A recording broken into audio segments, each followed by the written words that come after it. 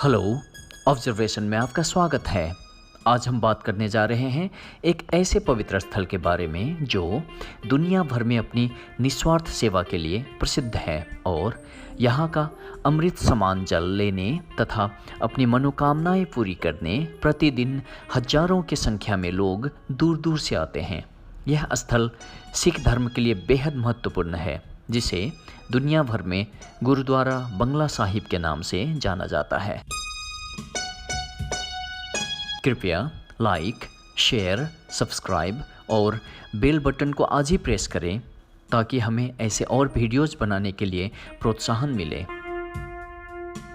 सिख धर्म, जिसे खालसा या सिख मत भी कहा जाता है, इसकी शुरुआत 15वीं सदी में गुरु नानक देव ने उस समय समाज में व्याप्त जर्जर रूढ़िवादी कुप्रथाओं, अंधविश्वास तथा पाखंडों को दूर करने के लिए हिंदू और इस्लाम धर्म के अच्छाइयों को मिलाकर की थी।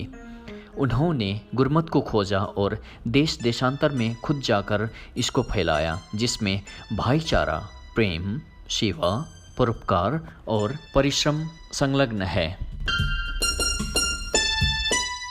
सिख धर्म के धार्मिक स्थल को गुरुद्वारा कहा जाता है और इसके मुख्य 10 सद्गुरु माने जाते हैं। गुरुद्वारा बंगला साहिब भारत की राजधानी दिल्ली की दिल माने जाने वाली कन्नट प्लेस के पास स्थित है। यह सिख धर्म के 8वें सद्गुरु गुरु हरकिशन साहिब जी के नाम पर समर्पित है। गुरु हरकिशन साहिब जी का जन्म 7 जुलाई 1656 को कीरतपुर साहिब में हुआ। उनके पिता गुरु हर राय सिख धर्म के 7वें सद्गुरु थे। उस समय मुगल शासक औरंगजेब की हुकूमत थी। गुरु हर राय जी ने रूढ़िवादी सुन्नी के बजाय उदारवादी सूफीदारा सिखों को अपनाया था, जिस बात से नाराज होकर औरंगजेब ने गुरु हर राय को बुलवाने का आदेश दिया। गुरु हर राय जी ने अपने उत्तराधिकारी के रूप में अपने बड़े पुत्र बाबा राम राय को औरंगजेब के पास भेजा। वहां जाकर बाबा राम राय ने औरंगजेब को खुश करने के लिए आदि ग्रंथ में उल्लेखित श्लोक को तोड़ मड़ोड़ कर मुसलमानों के पक्ष में सुनाया, जिस बात से खुश होकर औरंगजेब ने उन्हें संरक्षण दिया तथा देहरादून क्षेत्र में भूमि उपलब्ध कराई। इस बात से नाराज होकर गुरु हर राय जी ने सन 1661 में महज 5 साल की उम्र में गुरु हरकिशन साहिब जी को गुरु पद प्रदान किया। वे इतने प्रखर, बुद्धिमान और दूरदर्शी थे कि उनकी चर्चा देश देशांतर में होने लगी। फिर औरंगजेब ने राजा जय सिंह को आदेश दिया कि उनको बुलाकर उनके सामने प्रस्तुत किया जाए। उस समय राजा जय सिंह मुगल शासक के अधीन थे। राजा जय सिंह ने उनसे आने की काफ़ी बार प्रार्थना की। काफ़ी सोच विचार के बाद वे दिल्ली आने को तैयार हुए। उनको विदाई देने के लिए काफ़ी बड़े सामाजिक समूह उनके साथ आने लगे, जिनको गुरुजी ने अंबाला के पास आने के बाद वापस जाने को कहा। गुरुजी कुछ सिखों और अपने परिवार के कुछ सदस्यों के साथ दिल्ली को प्रस्थान किया। दिल्ली पहुंचने के बाद राजा जय सिंह तथा सिखों द्वारा उनका भव्य स्वागत किया गया और उनको इसी जयसिंहपुरा महल में ठहराया गया।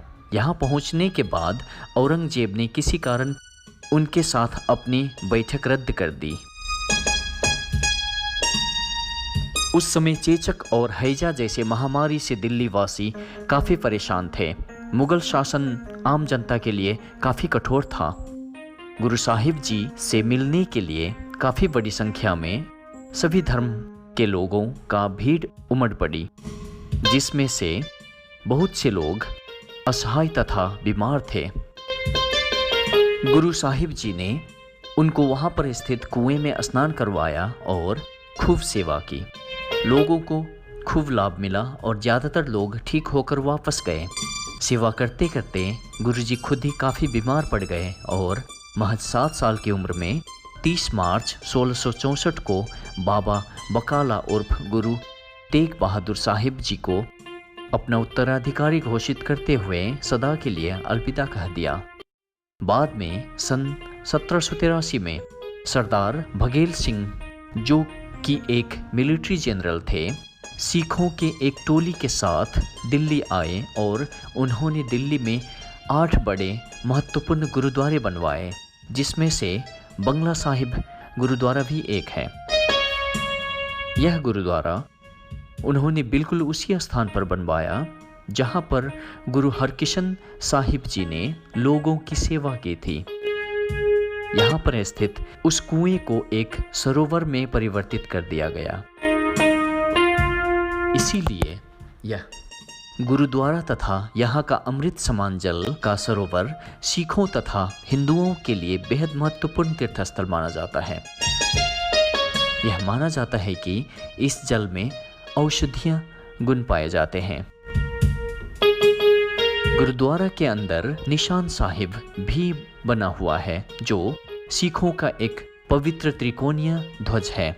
यह ध्वज रेशम के कपड़े का बना तथा केसरिया रंग का है। लोगों का यह मानना है कि इसके चारों ओर परिक्रमा करने से मनोकामना पूरी होती है। यहाँ हर रोज 10,000 लोग दर्शन करने आते हैं और यह संख्या गुरुपुरब तथा अन्य त्योहार के दिन 70,000 से 90,000 तक पहुंच जाती है। सिख धर्म में गुरु ग्रंथ साहिब को सर्वोच्च माना जाता है। हर रोज यहाँ पहले सुखमनी साहिब जी का पाठ किया जाता है, इसके बाद अरदास होती है। यहाँ हर समय नाम जाप और कीर्तन चलता रहता है, जहाँ बैठ लोग मानसिक शांति का अनुभव प्राप्त करते हैं। गुरुद्वारे के परिसर में एक रसोई घर, बड़ा तालाब और आर्ट गैलरी भी है। इस तालाब के चारों ओर परिक्रमा के लिए पगडंडी बनी हुई है। इसके अलावा यहाँ म्यूजियम, लाइब्रेरी और एक अस्पताल भी है। बाबा भगेल सिंह म्यूजियम, जो कि गुरुद्वारे के परिसर में बना है, जिसमें पेंटिंग और अन्य भाषाओं तथा डिजिटल टेक्नोलॉजी के माध्यम से सिख धर्म के सिद्धांतों की पूर्ण जानकारी दी जाती है। गुरुद्वारे में प्रवेश के बाद महिलाओं और पुरुष दोनों को सर ढककर जाना होता है। यहाँ सर ढकने के लिए स्कार्फ की तरह कपड़ों की सुविधा भी दी जाती है। जूते चप्पल रखने के लिए यहाँ जोड़ा घर बना हुआ है, जहाँ निःशुल्क सेवा की जाती है। यहाँ बने रसोई घर से करीब 8,000 लोगों के लिए रोज लंगर प्रदान किया जाता है, जिसमें मुख्यतः चावल और दाल तथा रोटी, सब्जी और खीर परोसा जाता है। गुरुद्वारे में बने स्वर्ण गुंबद के कारण यह और भी ज्यादा खूबसूरत दिखता है। तेजस्वी स्वर्ण गुंबद अष्ट धातु जैसे कि सोना, चांदी, तांबा, जस्ता, शीशा, टिन, लोहा और पारा से बना माना जाता है। सूर्य के प्रकाश से यह सोने का बना गुंबद और भी ज्यादा चमकता है। इसके साथ हल के मुख्य द्वार पर भी सोने की परत चढ़ाई गई है। गुरुद्वारा बंगला साहिब जाने के लिए नज़दीकी बस स्टॉप गुरुद्वारा बंगला साहिब और मेट्रो स्टेशन शिवाजी स्टेडियम है।